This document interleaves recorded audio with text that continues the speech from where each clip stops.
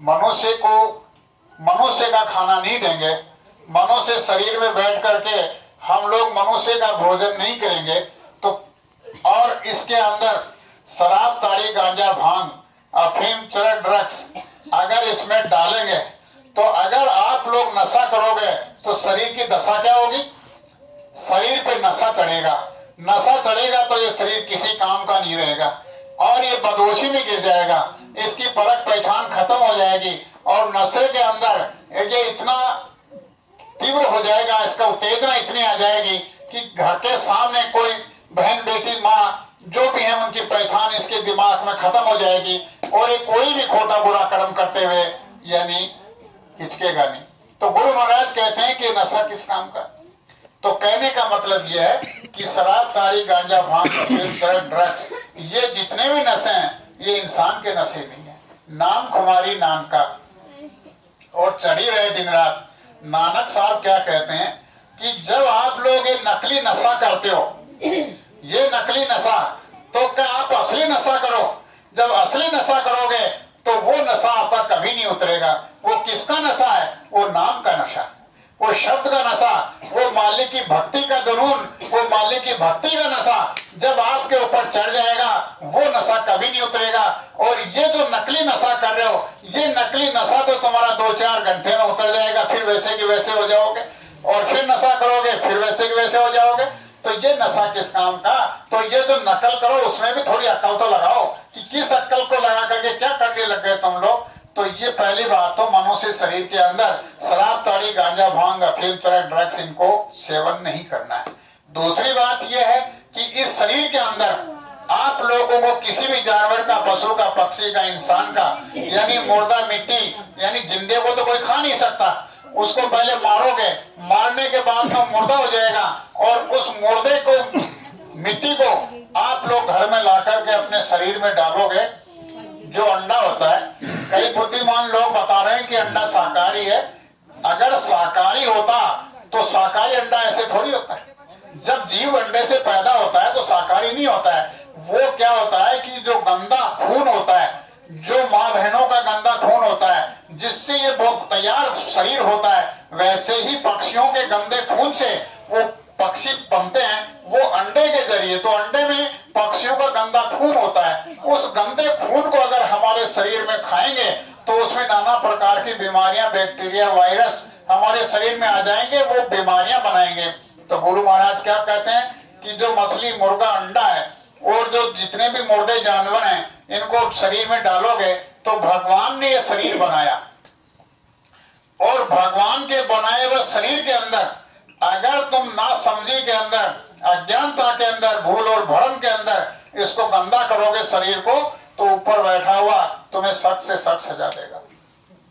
अगर किसी जीव को समय से पहले काटोगे, अगर किसी जीव को समय से पहले मारोगे और उसका घर बेघर कर दोगे, तो अब आप एक बात ये बताओ कि शरीर को आपने बेघर कर दिया, अब वो जीवात्मा कहाँ रहेगी?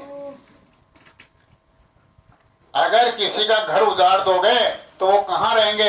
वो बाहर खुले आकाश में रहेंगे। तो खुले आकाश में रहेंगे तो उन जानवरों की आत्मा प्रेत योनि के रूप में वो आपके घर में प्रवेश कर जाएगी।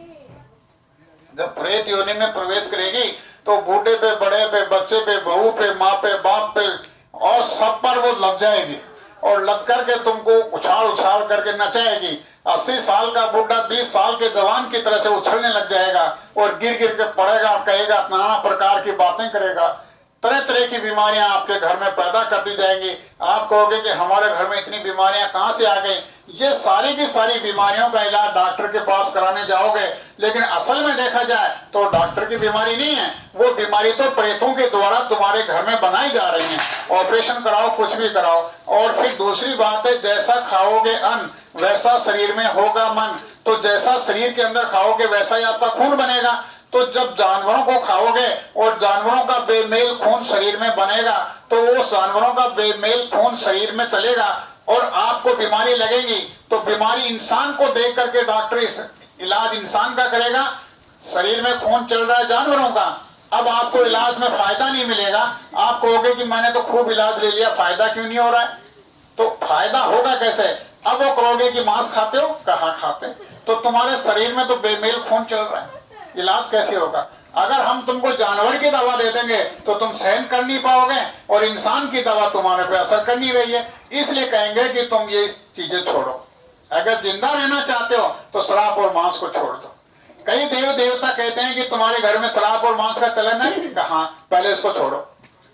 डॉक्टर कहेगा कि जीना चाहते हो तो शराब और मांस को छोड़ो। जब डॉक्टर के कहने से शराब और मांस छोड़ रहे हो, उस स्थिति के अंदर का आपका शरीर लाचार हो गया, बीमार हो गया, गिर गया, कोई ताकत नहीं रही, तो आज आपको ये समझाया जा रहा है कि डॉक्टर को क्यों कहलवाते हो और किसी से क्यों कहलवाते हो? पहले से ही इस शरीर को जैसा भगवान ने दिया वैसा साफ सुथरा रखो, गंदा क्यों करते हो? तो आप लोगों से पहली गुजारिश तो यह है कि आप लोग शरीर के अंदर ऐसी चीजें मत डालो जिससे कि गंदा और आपको उसकी सजा भोगनी पड़े। इसको साफ सुथरा रखो, गंदा मत करो। शराब, मांस, मुर्दा, मिट्टी इसके अंदर मत डालो। और अगर आप डालोगे तो आप लोग एक बात ये बताओ, हमारे घर में कोई मर जाता है तो उसको घर से बाहर ले जाते हैं भाई, घर से बाहर ले जाते हैं, घर में थोड़ी रखते हैं उसको। जब उसको घर से बाहर ले जाते हैं, और भगवान ने हर इंसान को, चाहे वो औरत हो चाहे मर्द हो, सबको बुद्धि दी, अक्ल दी, सोचने समझने की शक्ति दी, ज्ञान दिया, विवेक दिया, अच्छी बुरी चीज को सोचने समझने के लिए, जानने के लिए।